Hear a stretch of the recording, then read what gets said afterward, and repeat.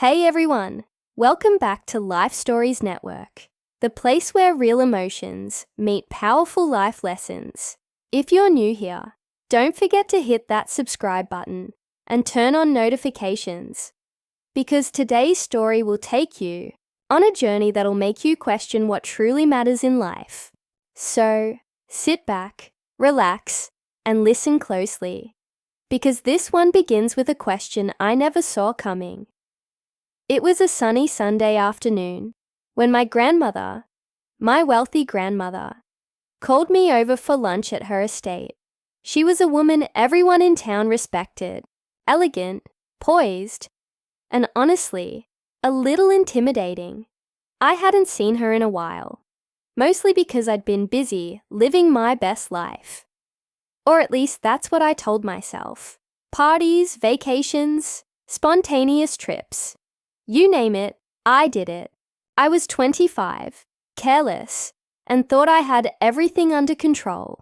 When I walked into her house, the smell of fresh baked cookies and old mahogany hit me like a wave of nostalgia.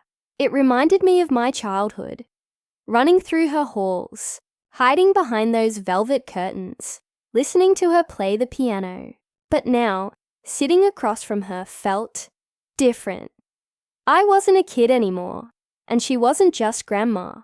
She was Margaret Hill, one of the wealthiest women in the state, and I was her only grandchild. She looked at me with those sharp blue eyes, the kind that saw straight through lies and fake smiles.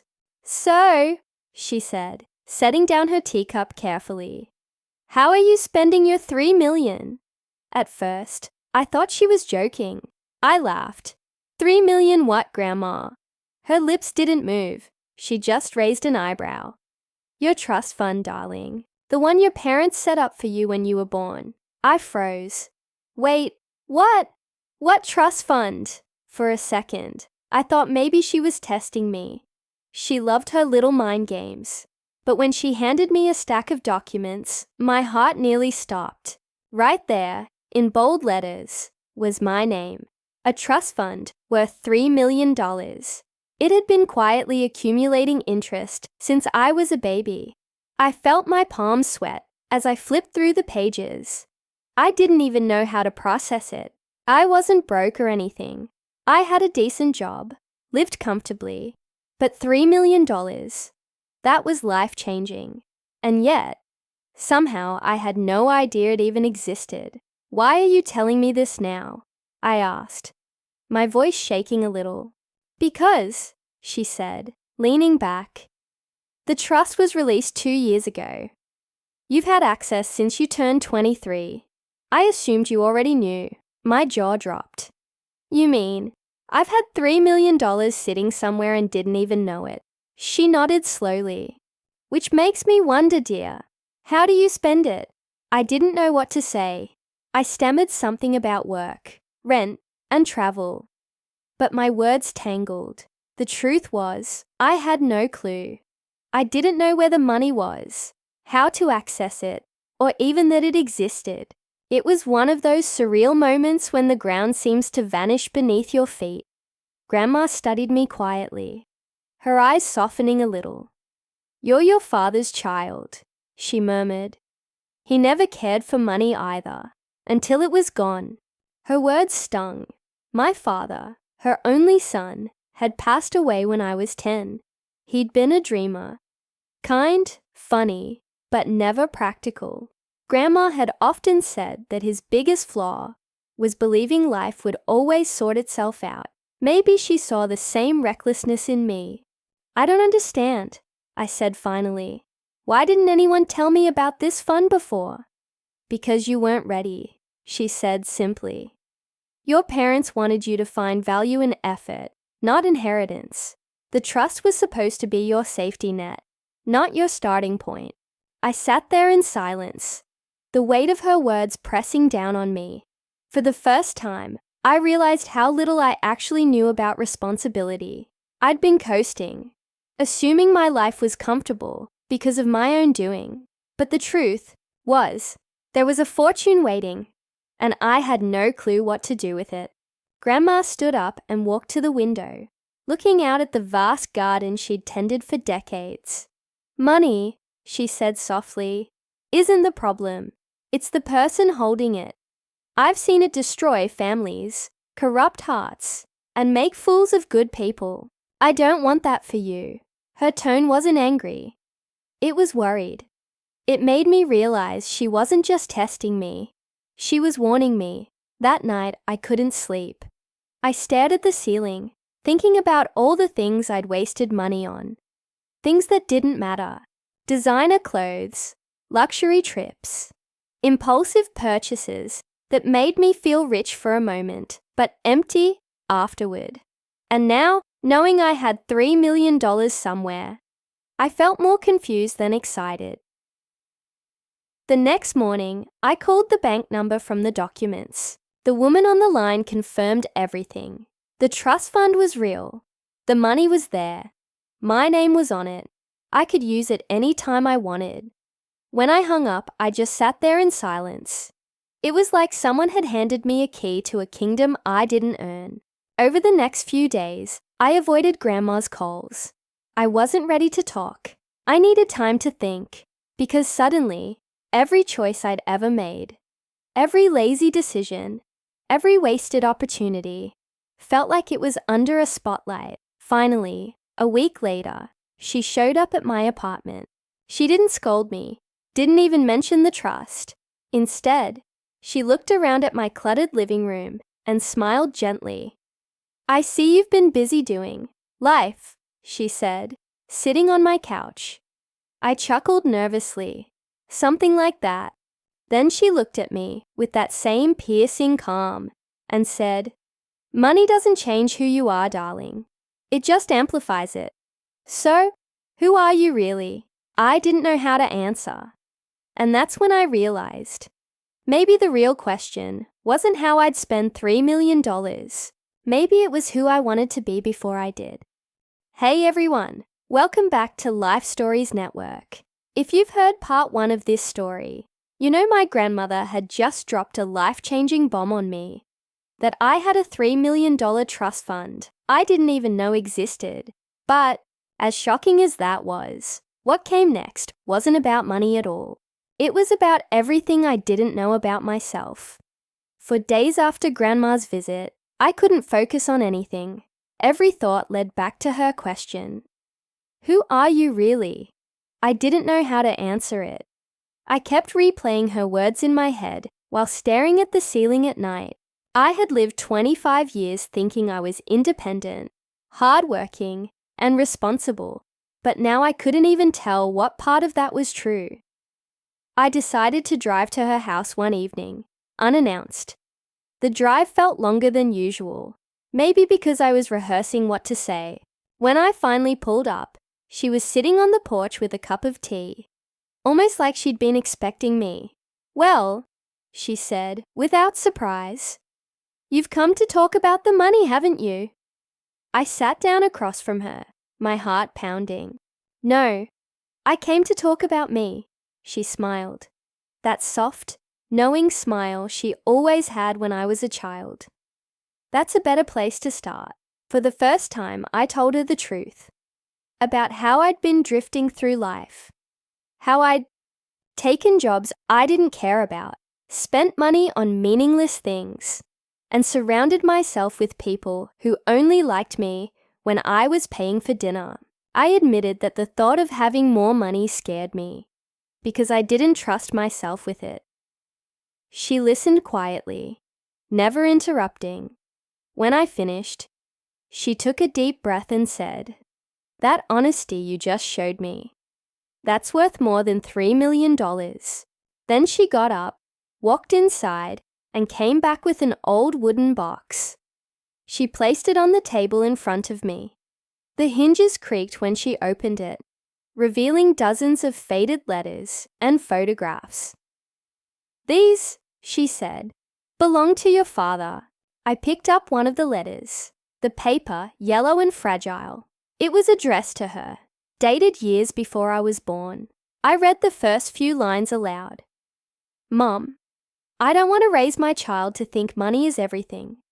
I want them to know the value of love, work, and kindness. My throat tightened. Grandma's eyes glistened. He believed that so deeply, she whispered. And that's why your parents decided to keep the trust a secret until you were older. They wanted you to live before you inherited. I sat there quietly, feeling tears sting my eyes. I didn't live right though, Grandma. I wasted so much time. She reached out and held my hand. No, dear. You lived exactly how you were supposed to. So that now you could understand the difference. Those words hit me like a wave. I realized that maybe all those mistakes, all those moments I thought were failures, were lessons waiting for this very day. That night, we had dinner together. Just soup and bread, simple and warm. We didn't talk much about the trust anymore.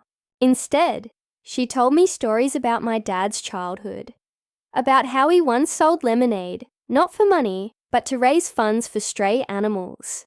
She laughed, saying he always believed purpose mattered more than wealth.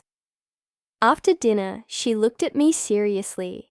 Tomorrow, she said, we're going somewhere. The next morning, she picked me up early in her old blue Cadillac. We drove out of town, past the city lights, past the polished neighborhoods, until we reached a small community I'd never seen before. The houses were old, the roads cracked, but the air felt alive with something pure. Kids were playing soccer with a half-flat ball, and a group of women were handing out meals near a small community center. What is this place? I asked. It's where your father used to volunteer, she said softly. He helped build that center when he was your age. He didn't have much money then, but he gave his time, his effort, his heart. He said giving was the only way to feel rich. I stood there, speechless. Watching those people smile, laugh, and work together made something shift inside me. I had been so consumed with how to spend money, I'd never thought about how to use it. Then Grandma said something I'll never forget. I don't want you to spend your inheritance, darling. I want you to grow it. In people, in purpose, in something that will outlive you. For the first time, I truly understood her. The trust fund wasn't a test of wealth. It was a test of wisdom. We spent the rest of the day helping out at the center, serving food, organizing supplies, talking to families. I felt different. It wasn't about guilt or pity. It was about connection, about realizing that the world was so much bigger than my problems. That night, as I drove back home, my mind was racing with ideas. I didn't want to waste this opportunity anymore. I wanted to do something meaningful. Maybe start a scholarship. Maybe fund a small business for someone who deserved a chance. Maybe build something that made life better for others. When I got home, I opened my laptop and began researching. I looked up nonprofit organizations, financial planning guides, ways to invest ethically. For the first time in my life, I felt driven, not by greed, but by purpose. A week later, I met Grandma again. I showed her my notes, my plans, my ideas. She listened carefully, her eyes glowing with pride. This, she said, tapping the papers, is how your father would have wanted you to spend it. Not on yourself, but on something that changes lives. I smiled. Then that's what I'll do. But Grandma wasn't done teaching me yet. She leaned closer, her voice gentle but firm. Remember, money is like fire. It can warm your home or it can burn it down. Always keep it under control. Her words sank deep. I nodded, knowing this was just the beginning of a journey that would test me in more ways than one. Because as it turned out, using that money wisely was harder than I ever imagined. And what happened next would challenge everything I thought I knew about family, loyalty, and love. Hey everyone, welcome back to Life Stories Network. If you've been following this story, you already know that I just discovered a $3 million trust fund left for me. And with my grandmother's guidance, I finally began to understand that money isn't about spending, it's about meaning. But I had no idea that the biggest test was still to come. One that would change everything I believed about my family and about myself. A few weeks after that day at the community center, I felt like a new person. I had a plan, a vision, and a purpose. I wanted to use part of the trust to start a foundation in my father's name. Something that would fund education for kids from struggling families. It felt right, like it was finally the reason I'd been given that money. When I told Grandma about my idea, her eyes lit up with pride. "Your father would be proud of you," she said softly, and hearing that from her meant more than any amount of money ever could. But life, as I soon learned, doesn't like smooth roads. Just when everything felt like it was falling into place, I got a call from the bank manager who handled my trust account. He wanted to meet in person. When I arrived, his tone was cautious. "We've received a withdrawal request for a large amount, $500,000, he said, sliding a document toward me. My heart skipped. The signature at the bottom looked familiar, mine, but I hadn't signed anything. I felt a cold rush through my body. "This isn't me," I said, panic creeping into my voice. He frowned. "It was submitted through someone claiming to be your financial advisor." I didn't have a financial advisor. Within hours, it became clear. Someone had tried to access my inheritance illegally. Someone close enough to know about it. My mind raced, thinking of who it could be. I hadn't told many people, just Grandma and one other person, my cousin Ethan. Ethan and I had grown up together. We weren't very close anymore, but he always knew Grandma favored me. He'd made jokes in the past about how I was the golden grandchild. My stomach turned as the pieces began to fit. That night, I drove straight to Grandma's house. She was in her study, reading by the fireplace, when I told her everything. Her expression didn't change at first, but I saw the worry in her eyes. "I warned him," she said quietly. "Warned who?" I asked. "Ethan," she sighed. "I suspected he might try something like this one day. He's been struggling with debt for years." I felt anger rising in my chest. "He tried to steal from me, Grandma. From the family." She looked up sharply. "No, darling. He tried to steal from himself. He's lost his way. But don't let his choices make you lose yours." I didn't want to hear that. I wanted to call the police, to make things right.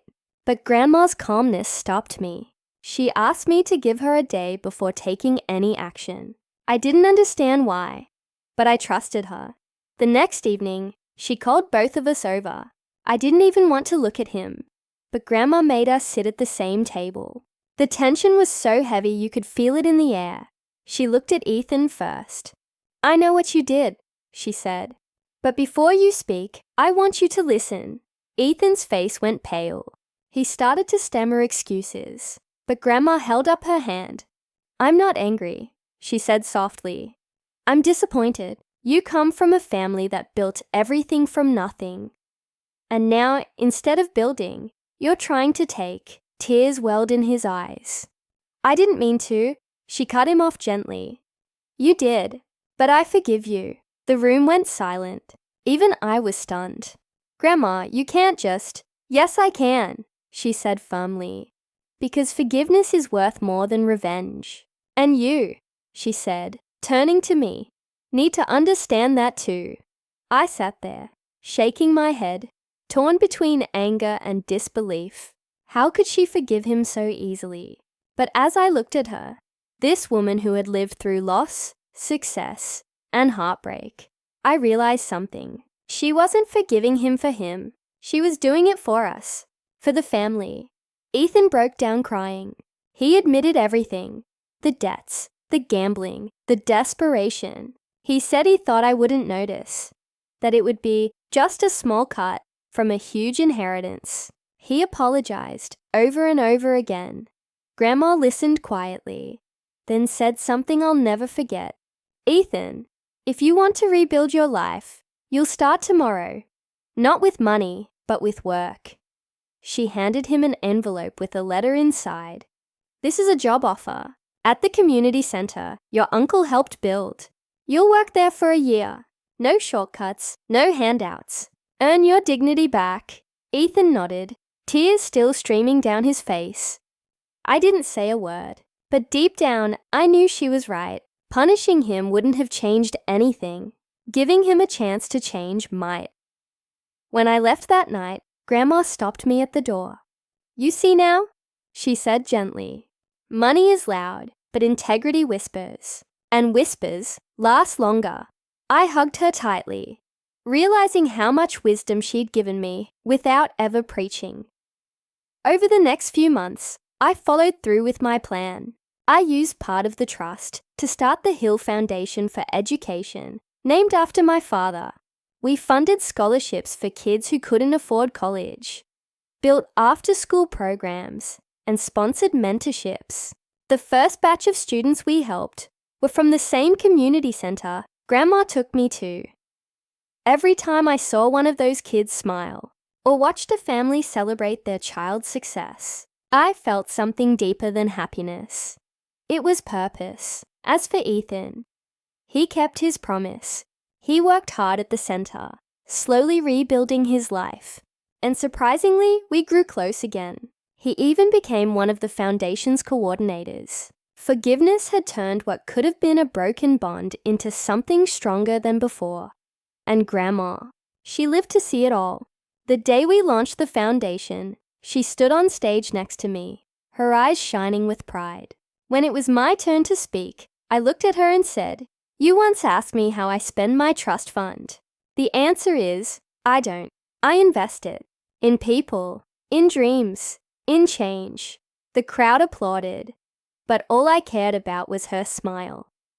Months later, she passed peacefully in her sleep.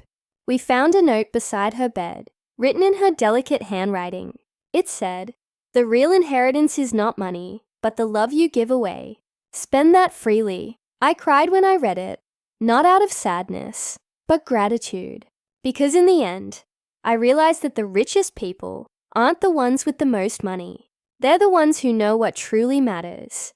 And that's how my wealthy grandmother taught me the most valuable lesson of all. That wealth isn't what you have. It's what you do with what you have. So if you're listening to this right now, maybe ask yourself what Grandma once asked me. Who are you really? Because when you find that answer, that's when life truly begins.